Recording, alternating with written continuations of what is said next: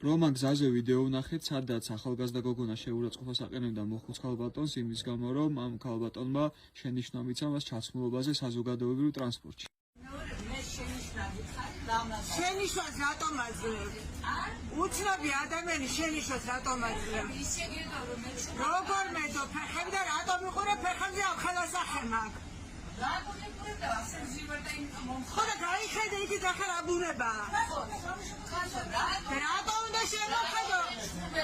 თქვენ ნორმალურები ხარ საერთო? ხოდა ვიცი ხვდები რომ არა ხარ ნორმალური. ხოდა მე კი არ უნდა გავჩერდი არანორმალურებმა და ჩაიწყო ხმა. კი, შარტი მაცია, შარტი. შუდად ზიხარ. რას ნიშნავს შუდადია შეძგება რომ იქა წელი წივა, კაცო ესე მაწყობ. ხალი ხარ შენ. არ მინდა იქა ესე მინდა რომ დავშე თქვენ მიბრძანდებით.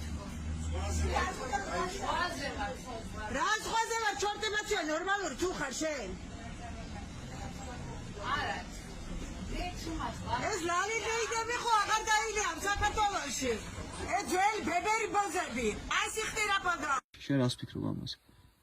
სიტყვის თავისუფლება თუ არის, მეც უნდა მქონდეს უფლება, არ დავითანხმო და მე ნამდვილად არ მომეწონა იმ გოგონას აქციელი, ის სიტყვები როგორ ესაუბრებოდა მოხუც ქალბატონს.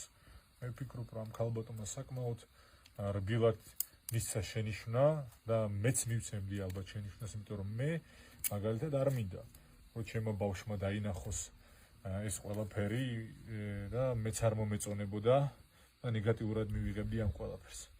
რა თქმა უნდა, იმ გოგონას არჩევანია რა და როგორ ჩაიცვას, მაგრამ ყველაფერს თავისი ადგილი აქვს და მე საქართველოში არ მინდა რომ ეს ყველაფერი ნორმად იქცეს.